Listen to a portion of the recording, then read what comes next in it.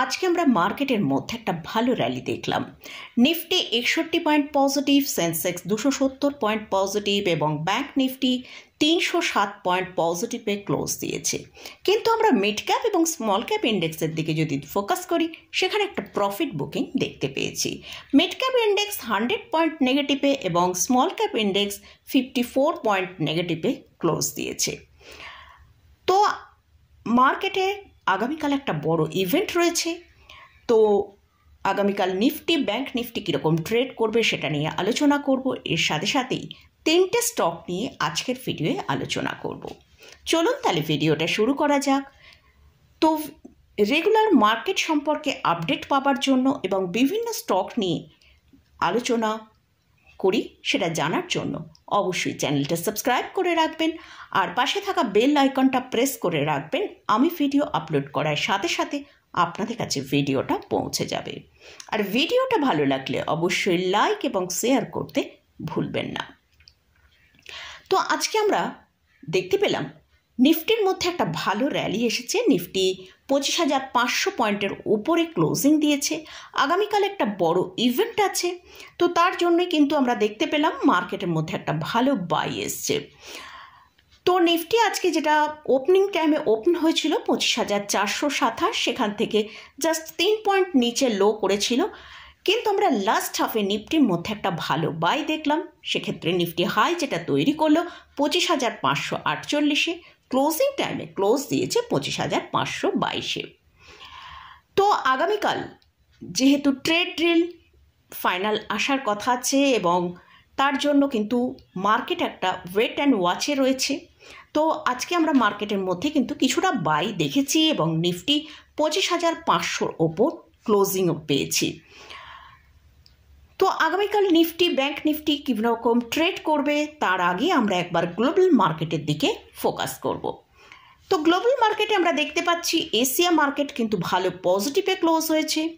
Europe মার্কেটের ড্যাক্স 41 point পজিটিভে, fades 6 point পজিটিভে এবং ক্যাক্স কিন্তু 10 পয়েন্ট নেগেটিভে ট্রেড করছে। আর ইউএস মার্কেটের ডাউন জোনের ফিউচার এখন 41 পয়েন্ট নেগেটিভে ট্রেড হচ্ছে। তো মোটামুটি আমরা দেখলাম গ্লোবাল মার্কেটের মধ্যে একটা মিক্সড ট্রেডিং হচ্ছে। আগামীকাল নিফটি যদি 25,550-এর ওপর ট্রেড করে সাস্টেন করতে পারে, তাহলে নিফটির মধ্যে আমরা যে আপসাইডটা দেখব, যেটা 25,580 থেকে 25,600 পর্যন্ত একটা আপসাইড আমরা দেখতে পেতে পারি। আর যদি নিফটি 25,610-এর ওপর ট্রেড করে সাস্টেন করতে পারে, তাহলে নিফটিকে আমরা ওপরের দিকে 25,650 থেকে 25,700 পর্যন্ত একটা আপসাইড হতে পারে। তো নিফটির জন্য এখন যেটা স্ট্রং সাপোর্ট রয়েছে সেটা হচ্ছে 25,400 থেকে 25,450। যতক্ষণ এর ওপরে থাকবে নিফটির মধ্যে কিন্তু একটা ভালো আপসাইড দেখতে পেতে পারি। আর যদি এই সাপোর্ট লেভেলকে ব্রেক করে, তাহলে নিফটি নিচের দিকে 25,350 পর্যন্ত নিচের দিকে আসতে পারে। আসছি ব্যাংক নিফটি। ব্যাংক নিফটির মধ্যে আজকে কিন্তু আমরা প্রথম থেকেই ভালো একটা ট্রেড দেখতে পাচ্ছিলাম। ব্যাংক নিফটি 57,150-এর ওপর ট্রেড করে সাস্টেন করেছিল। ব্যাংক নিফটি আজকে যেটা হাই তৈরি করেছিল 57,303।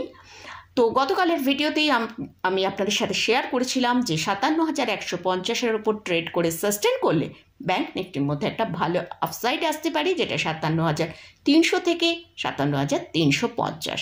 তো আজকে দেখলাম ব্যাংক নিফটি 57,303 পর্যন্ত হাই তৈরি করেছে।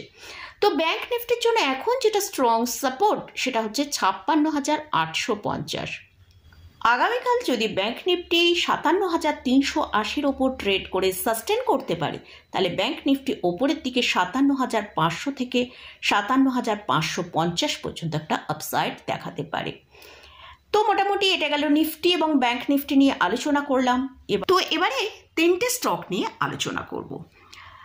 তো স্টক নিয়ে আলোচনা করার আগে একটা কথা আমি আপনাদের সাথে শেয়ার করি।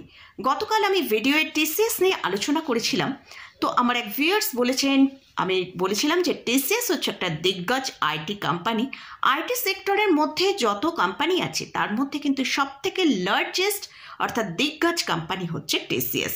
কারণ এই কোম্পানির মার্কেট ক্যাপিটালাইজেশন 12 লক্ষ করোড়ের ওপর। এই স্টকটাকে আমরা এখন দেখতে পাচ্ছি আন্ডার পারফর্ম করছে। হয়তো আমরা বিগত যদি লাস্ট 5 ইয়ার্স এর পারফরমেন্স দেখি, সেখানে আমরা খুব একটা বেশি এর পারফরমেন্স দেখতে পাইনি। তবে যারা ডিক্লাইনে বাই করেছেন তারা কিন্তু 56% মতন রিটার্ন পেয়েছেন।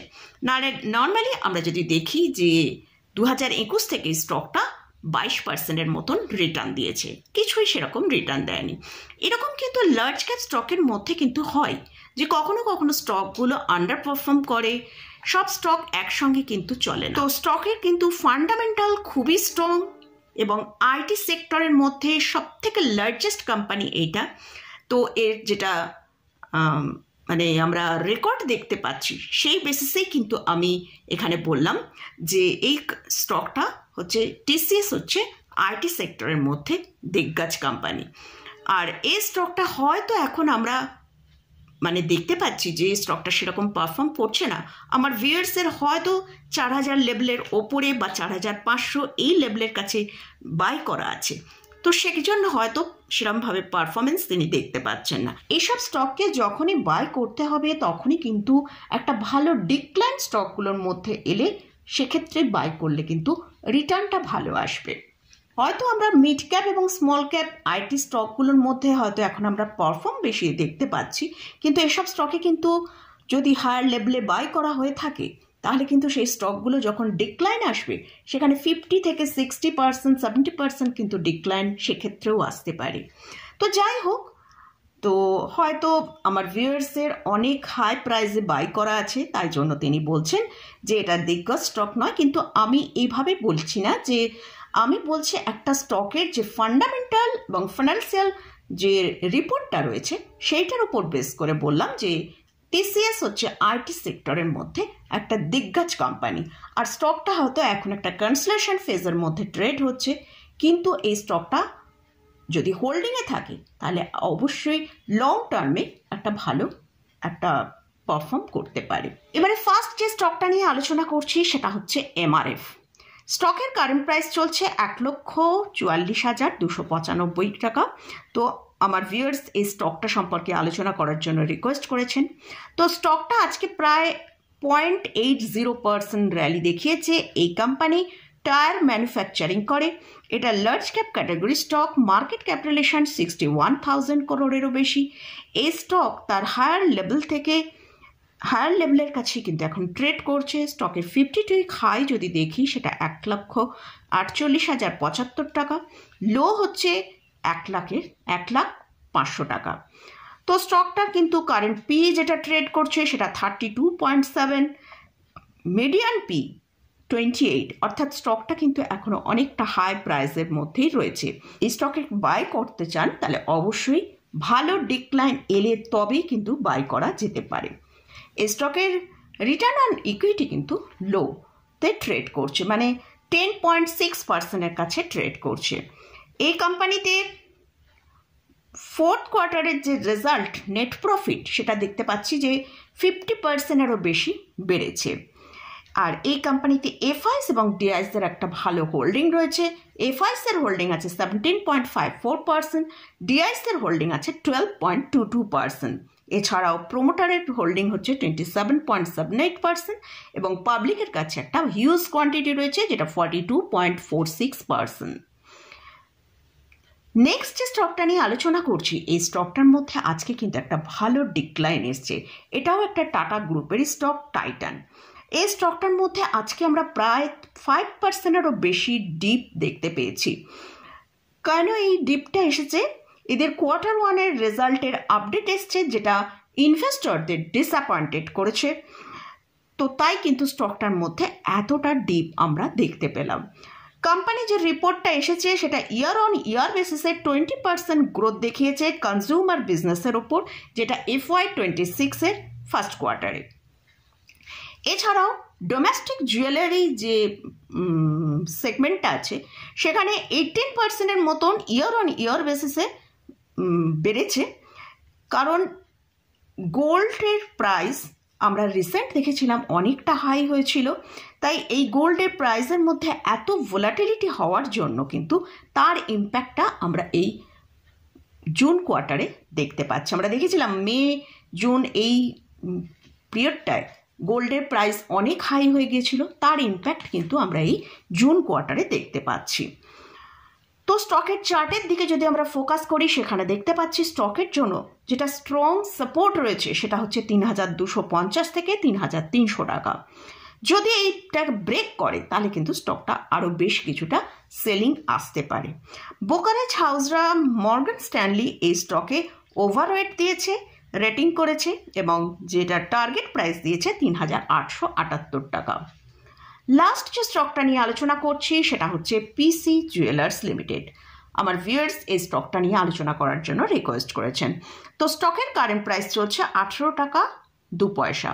তো স্টকটা এখন আজকে 3.64% নিচে ট্রেড করেছে।